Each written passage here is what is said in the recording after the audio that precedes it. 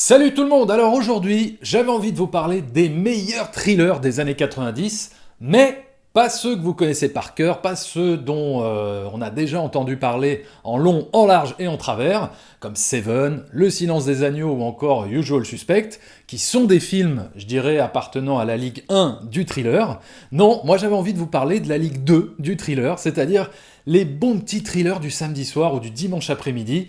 Vous savez, ce genre de thriller qui n'existe plus aujourd'hui, qui ne se fait plus, voilà, je ne sais pas pourquoi, on ne les voit plus, terminé. Des films qui ne sont pas du grand cinéma, certes, mais qui étaient malgré tout bien efficaces en termes de frissons, de suspense et de tension.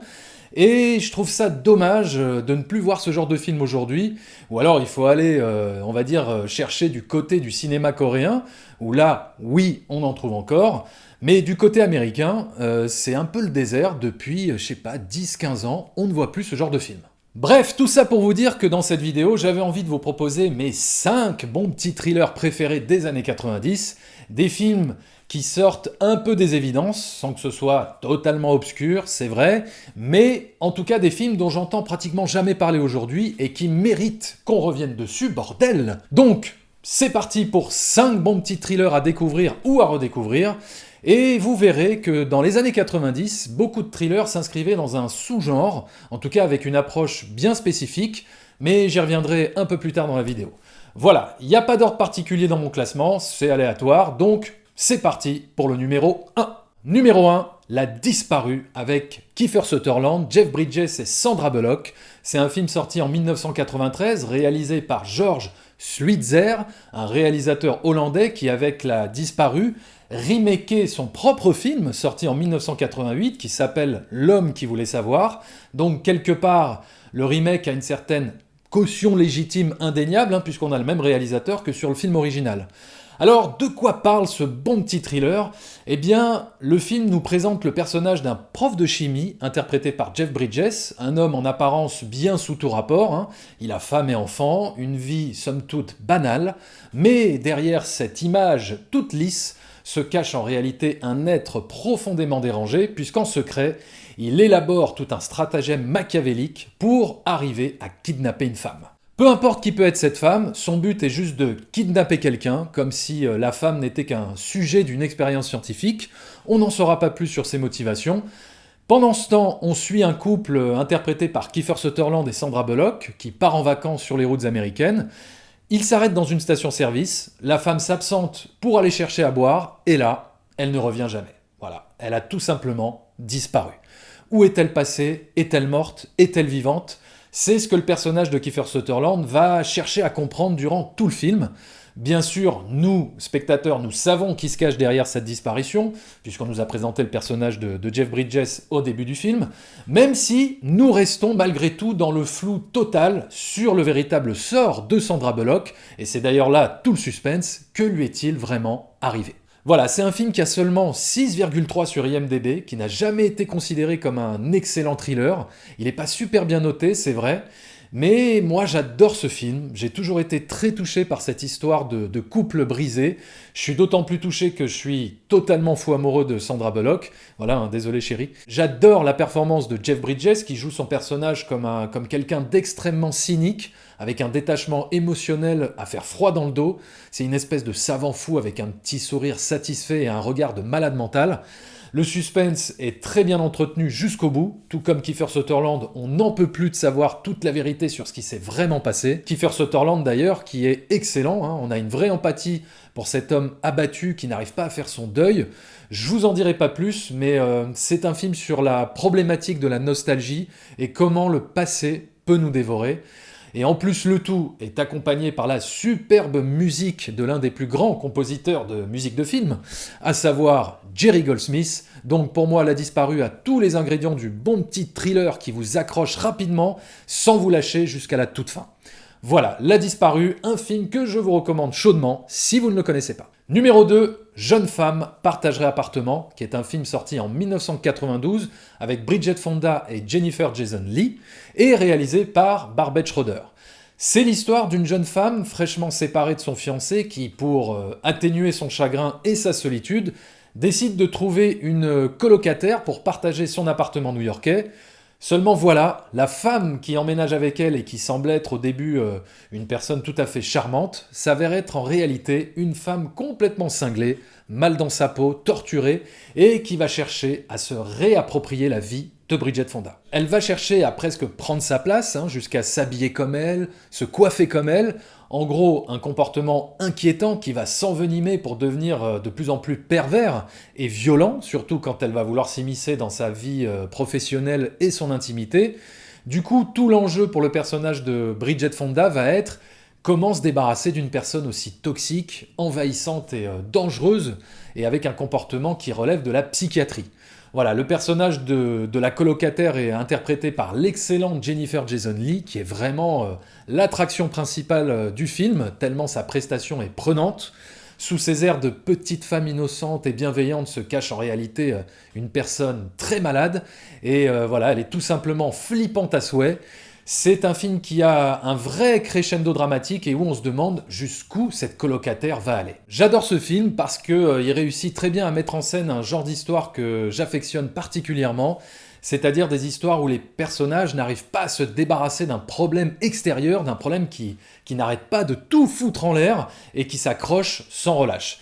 Voilà, Jeune femme partage appartement, un très bon thriller à voir d'urgence si vous ne le connaissez pas. Numéro 3, Les nuits avec mon ennemi. Voilà, on reste toujours au début des années 90 avec ce film sorti en 1991 avec Julia Roberts et réalisé par Joseph Ruben, celui qui avait réalisé entre autres un autre film sympathique qui s'appelait Le Bon Fils, je sais pas si vous vous rappelez, mais c'était le film où le gentil Macaulay Culkin jouait le rôle d'un gros connard. Bref, Les nuits avec mon ennemi, pareil, c'est un film qui n'est pas très bien noté ou apprécié puisqu'il a seulement 6,3 sur IMDb. Pourtant, personnellement, j'ai toujours trouvé que c'était un thriller très efficace. Je dirais même que c'est l'un des meilleurs rôles de Julia Roberts.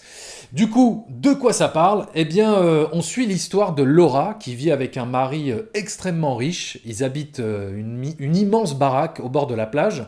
Toutes les conditions sont réunies pour filer le parfait amour, on dirait. Sauf que le mari est en fait un gros pervers narcissique, macho, tortionnaire d'une extrême violence, qui n'hésite pas à frapper sa femme pour un oui ou pour un non, à l'humilier, à abuser d'elle quand bon lui semble. Bref, un véritable cauchemar pour Julia Roberts.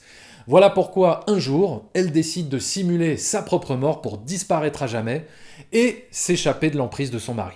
Malheureusement, le stratagème ne dure pas très longtemps, et le mari commence à comprendre que sa femme est en réalité toujours vivante. Il va donc se mettre en quête de la retrouver, coûte que coûte. En gros, Les nuits avec mon ennemi, ça ressemble à la dernière version de L'homme invisible, mais en mieux.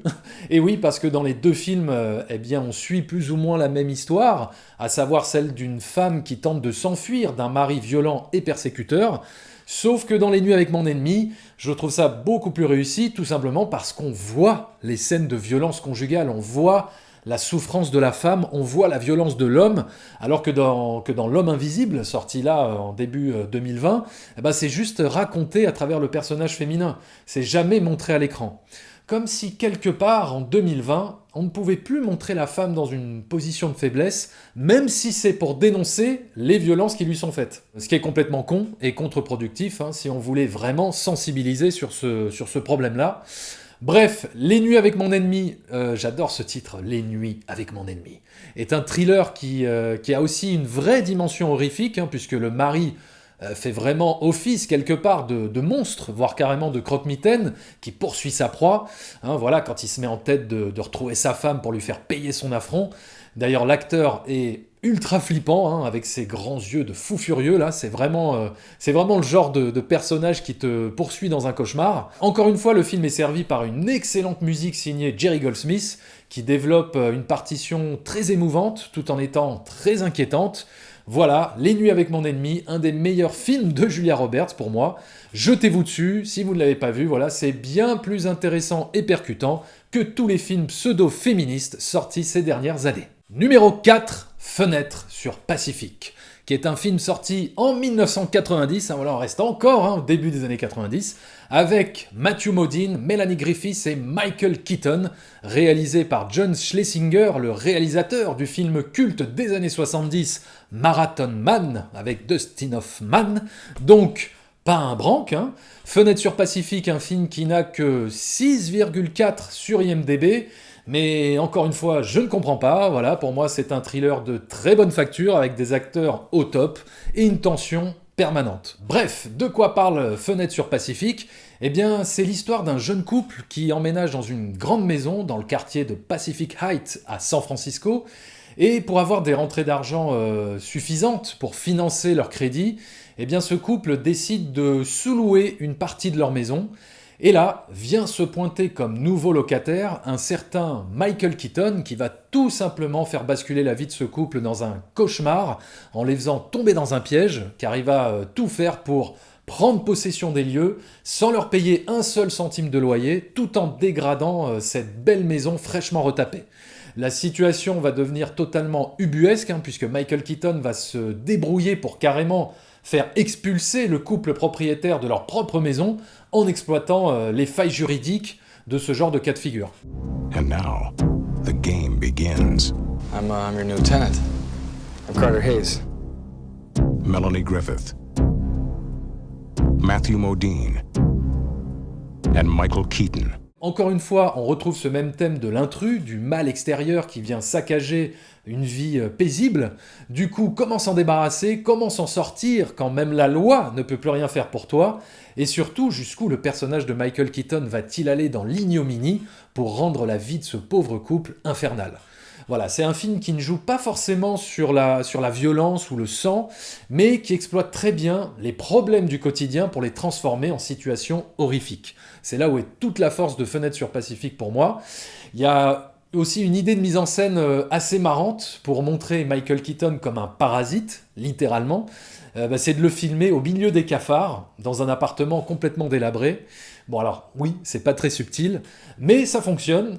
Et c'est d'autant plus marrant puisque ça fait carrément écho à son film précédent sorti un an plus tôt, à savoir Beetlejuice. Voilà, Fenêtre sur Pacifique, du bon petit thriller bien intense à découvrir si vous n'avez pas peur de louer votre appartement. Numéro 5, Obsession fatale, sorti en 1992. Décidément, voilà, le début des années 90, ça a vraiment été la période prolifique pour les thrillers psychologiques. Donc Obsession fatale, un film réalisé par Jonathan Kaplan, celui qui avait réalisé l'excellent film Les Accusés dans les années 80, avec Jodie Foster. Et donc au casting de Obsession fatale, on retrouve Kurt Russell, Madeleine Stowe et Ray Liotta. Et alors, de quoi ça parle tout ça ? Eh bien, c'est l'histoire d'un couple victime d'un cambriolage assez violent. Et donc, complètement sous le choc, ils se font recueillir leur déposition par un policier très réconfortant et bienveillant, interprété par Ray Liotta. Mais ce policier va subitement tomber amoureux de la femme de Kurt Russell et ne va plus la lâcher. Il ne va pas hésiter à s'immiscer dans la vie du couple pour séduire Madeleine Stowe, car il a développé pour elle une obsession fatale. Bien sûr, la situation s'envenime et le couple se retrouve de plus en plus désarmé, presque pris au piège, car ne l'oublions pas, Ray Liotta est certes un psychopathe, mais il est aussi policier, donc c'est là où le scénario est assez pervers, puisque quelque part ce policier a une sorte d'ascendant sur le couple, puisqu'il a ce pouvoir de décrédibiliser les accusations qui pourraient peser sur lui, grâce justement à son statut de policier. Du coup, ce couple va-t-il vaciller ? La femme va-t-elle succomber au charme du flic ? Kurt Russell va-t-il réussir à se débarrasser de cet intrus envahissant qui devient de plus en plus violent ? Ce qui fait la grande force du film, c'est surtout Ray Liotta qui campe un méchant très réussi, redoutable, inquiétant, avec une détermination dans le regard assez effrayante. Encore une fois, vous aurez remarqué qu'on retrouve un peu le même schéma narratif que sur les autres thrillers, à savoir la présentation d'un foyer idéal, d'une vie quotidienne assez paisible, qu'un élément perturbateur extérieur va venir tout renverser. C'est un modèle scénaristique que j'aime beaucoup. Pour moi, le meilleur dans le genre, ça reste encore aujourd'hui Liaison fatale, parce que voilà, la confrontation Glenn Close-Michael Douglas, ça reste du très très lourd. Et vous aurez aussi remarqué également que dans tous les thrillers que je vous ai cités, il n'est question d'aucune enquête policière à proprement parler, ou de serial killer comme dans Seven, Le Silence des Agneaux ou encore Basic Instinct. On est davantage dans ce que j'appelle le thriller du quotidien, qui met en scène des gens de la vie de tous les jours, des gens qui nous ressemblent, ou en tout cas auxquels on peut s'identifier plus facilement qu'un agent du FBI. Et voilà pourquoi j'avais envie de vous en parler aujourd'hui, car on ne retrouve plus vraiment cette approche-là du thriller, ce genre de proposition de cinéma que moi j'affectionnais particulièrement à l'époque. Et c'est dommage parce qu'on aimait bien regarder ces films, un dimanche de pluie. Voilà, j'aurais pu évoquer encore d'autres bons petits thrillers des années 90, comme Copycat ou Breakdown, Point de rupture, mais je vous ai livré mes 5 petits thrillers préférés des années 90, donc dites-moi dans les commentaires ce que vous avez pensé de ces films, quels sont les autres thrillers de cette époque qui ont compté pour vous, est-ce que ce genre de thriller vous manque aujourd'hui? On échange dans les commentaires, on en débat, on en discute, et moi j'essaie de revenir très vite pour vous parler de films, et en attendant, eh bien, continuez à fréquenter les salles obscures. Ciao.